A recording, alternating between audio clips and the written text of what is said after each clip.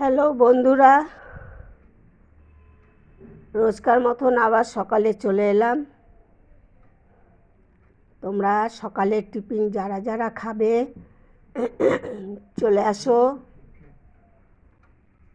এই ডিমের মামলেট, ওপরে কুমড়ো ঘষে দিয়েছি, পাকা কুমড়ো আর আদা ঘষে দিয়ে এরকম করে মামলেট করেছি। এই পরোটার মতন করেছি, লাউয়ের তরকারি। তোমরা যারা যারা খাবে কমেন্টে জানিও, আমার বাড়ি চলে এসো, আমি করে খাওয়াবো।